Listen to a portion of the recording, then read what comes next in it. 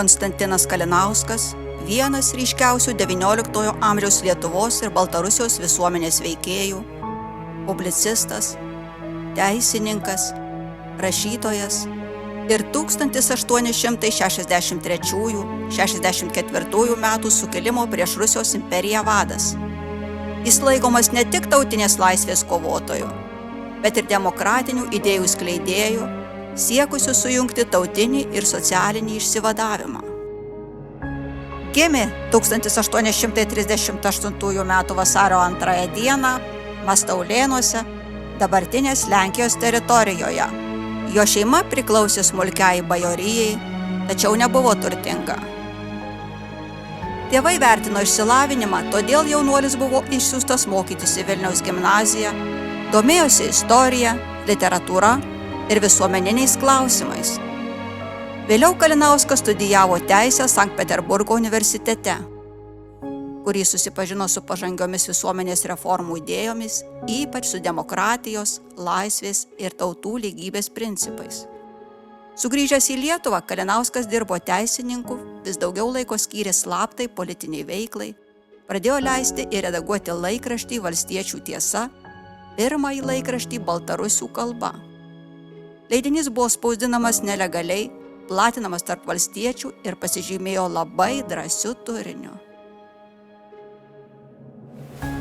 1863 metais, kai Rusijos imperijos valdomose Lietuvos, Lenkijos ir Baltarusijos žemėse kilo sukilimas, Konstantinas Kalinauskas tapo vienu svarbiausių jo vadų. Tačiau sukilimas, nors iš pradžių sulaukė plataus palaikymo, buvo žiauriai numalšintas Rusijos kariuomenės. Suimtas Kalinauskas buvo įkalintas Vilniaus Lukiškių kalėjime, nuteistas mirties bausme ir 1864 metų kovo 22 dieną pakartas Lukiškių aikštėje Vilniuje.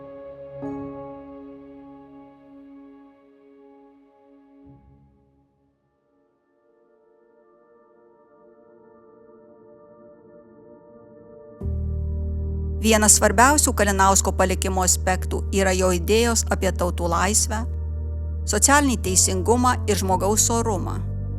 Jis buvo vienas pirmųjų XIX amžiaus veikėjų, kurie suprato, kad tikrasis išsilaisvinimas turi apimti ne tik bajoriją ar miestiečius, bet ir valstiečius, didžiąją tautos dalį. Kalinauskas suvokė, kad tautos negali būti laisvos, kol jų žmonės yra beteisiai ir skurdūs. Todėl jis siekė sujungti socialinę kovą su tautine, raginamas liaudį atsibusti ir suvokti savo vertę. Jo garsioji mintis, kad be laisvos liaudės nebus laisvos tėvynės, tapo svarbia demokratinio tautinio judėjimo nuostata. Jo idėjos pranoko to meto požiūrį į sukilimą.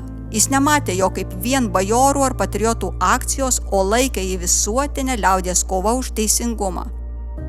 Tai darė Kalinauską išskirtiniu lyderiu savo laikmečiui, artimu moderniam, nacionaliniam ir demokratiniam mąstymui. Nors Kalinauskas gimė Gardino krašte, savo veiklą vykdė Vilniuje, jo apylinkėse, Lietuvos teritorijoje. Todėl jis laikomas vienu iš Lietuvos 1863–64 metų sukilimo vadų, o jo vardas svarbus Lietuvos istorijai. Jis kovojo už laisvą Lietuvą, kurioje būtų gerbiamos visų tautų ir socialinių sluoksnių teisės.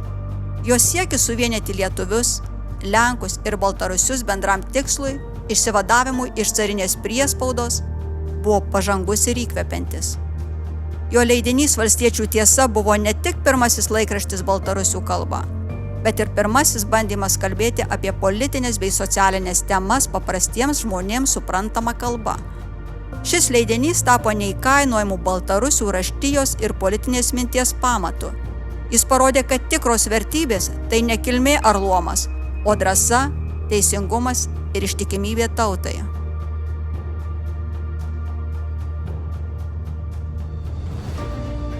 Kalinausko rašytinis palikimas, nors ir negausus, turi didelę vertę.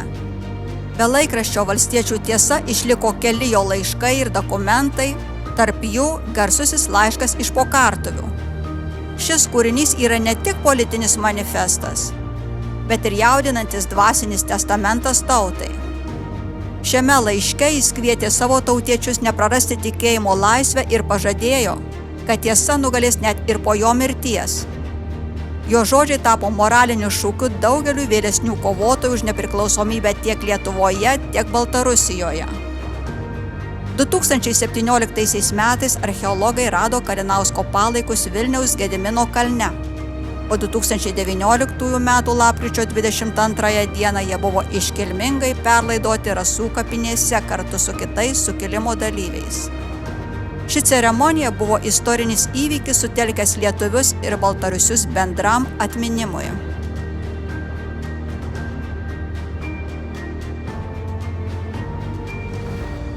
Šiandien Konstantinas Kalinauskas vertinamas kaip žmogus pralenkęs savo laiką. Jis kalbėjo apie dalykus, kurie XIX amžiuje atrodė neįmanomi, apie visų žmonių lygybę, tautų teisę į savarankiškumą ir išsilaisvinimą iš priespaudos. Jo mintys išlieka aktualios ir šiandien, kai kalbama apie žmogaus teisės, tautinį orumą bei demokratinės vertybės. Kalinauskas paliko ne tik istorinį pavyzdį, bet ir moralinį įpareigojimą niekada nesitaikstyti su neteisybe ir priespauda. Jo gyvenimas liudija, kad net ir pasmerktas mirčiai žmogus gali tapti amžinu laisvės simboliu.